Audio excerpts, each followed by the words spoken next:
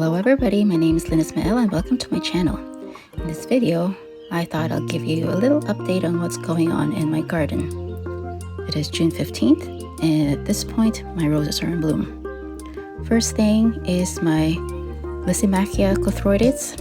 I had two, and the rabbits said, nope, you're just gonna have one.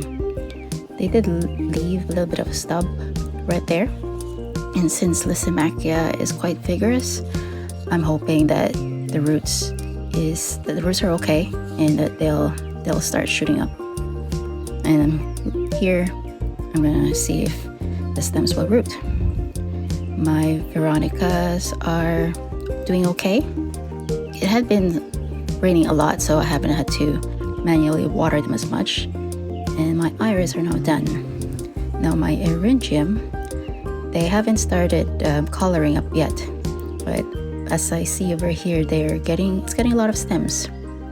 It's my first year seeing what the blooms will look like, so I am excited.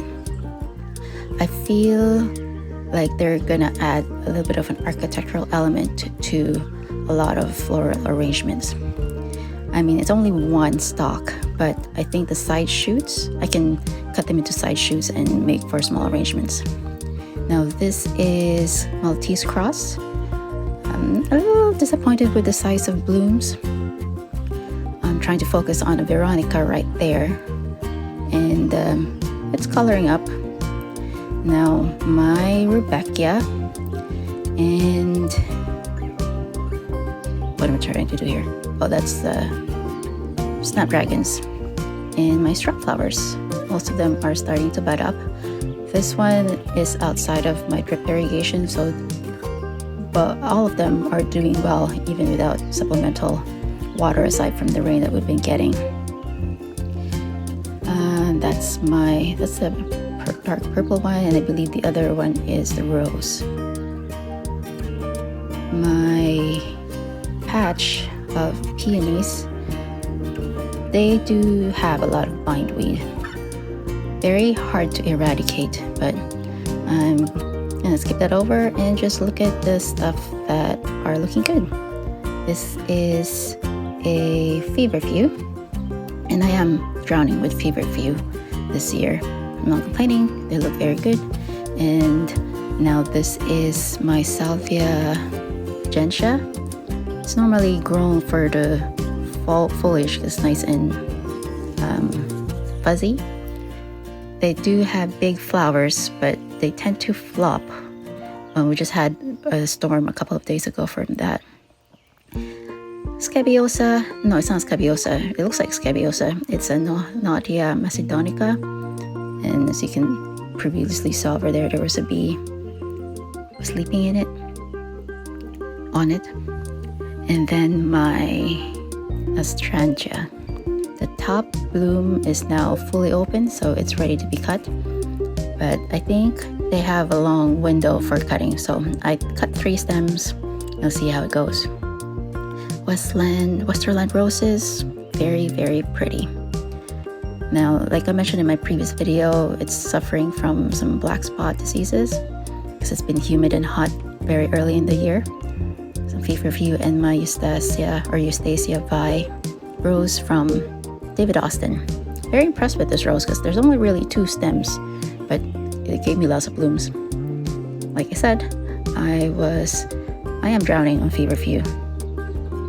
This is Rudbeckia, and I believe this is the Indian summer. Got my more dianthus that I sowed very early in the spring. The ones that I've been harvesting were from the fall of 2022, so I'm glad that those were producing for me. My 9-bark, so pretty. I haven't sown any sweet peas in the last couple of years. These are all been self-seeded. This is the Matucana variety, and it really likes my garden, so it just keeps popping up here and there. I'm not complaining. More feverfew.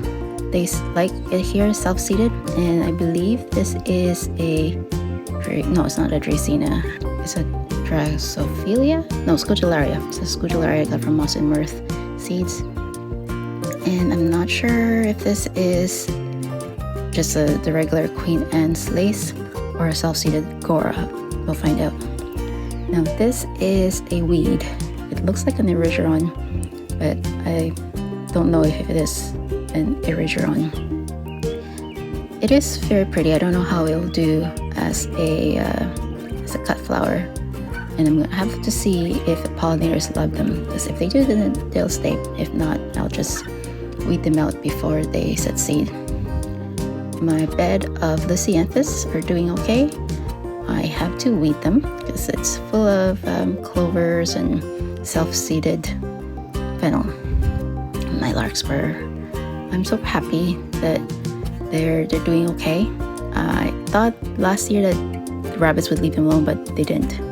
So they're inside my fence garden. My first Gallarda aristata, and this is a Lysimac. No, it's a Lignis. Thought it was rabbit resistant, but the flowers aren't. They have left alone my Agastaki. I believe this is Lavender Martini that I saw from last year.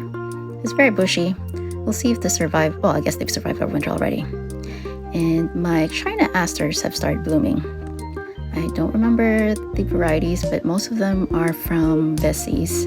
Rabbits have decimated the saponarias, but they've left the cress and the asters. They're doing okay. I'm hoping that they elongate more on the stems. Now this is the Lady Stratton Gean. They're young, so I haven't harvested from them much. But this is a Potentilia nepalensis. For most of the year, it's an unassuming ground cover, but around this time, they shoot up these beautiful flowers. A lot of insects love them. And this is Nicotiana that have self-seeded, first planted in 2022, and they've been giving me lots of seeds ever since. I don't mind it spreading. My tomatoes, I've planted them really close together because I thought the rabbits will get to them, but apparently the rabbits don't like them. And the self-seeded Cosmos from last year, I'm surprised the rabbits haven't taken them yet. I did get myself Baptisia. It's the Proven Winners Decadence Black Chocolate. I got it from Canadian Tire. And my one and only Foxtail Blossom for this year. I only just planted it fall of 2023, so I'm surprised that I got some blooms, because apparently they take a while to establish and get more blooms. So if you reached the end of this video, thank you so much for watching. I try to show up here every Thursday. So until I see you again next week, bye for now.